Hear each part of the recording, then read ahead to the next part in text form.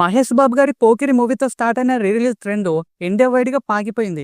ఇప్పుడు ఈ re release trend Japan లో కూడా మొదలవబోతుంది.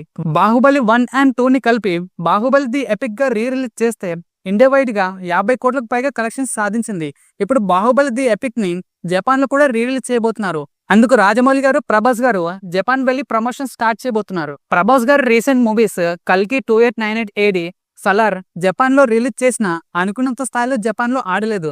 మరి ఈ నెల 12న బాహుబలి ది ఎపిక్ ని రీ రిలీజ్ చేస్తున్నారు.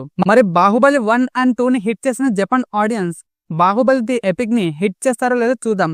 అండ్ కొందరు మూవీ లవర్స్ ఈ రీ రిలీజ్ ట్రెండ్ ని ఇక్కడితో ఆపేయకుండా మరి దీన్ని జపాన్ వరకు పాటించడం అవసరమని కామెంట్ చేస్తున్నారు. ఇప్పటికే ఈ రీ రిలీజెస్ వల్ల కొత్తగా రిలీజ్ అయ్యే చిన్న సినిమాలు చాలా ఎఫెక్ట్ అవుతున్నాయని ఆడియన్స్ కామెంట్ చేస్తున్నారు. అండ్ ఆడియన్సే కాకుండా చాలా మంది మూవీ మేకర్స్ ఫీలింగ్ కూడా ఇదే.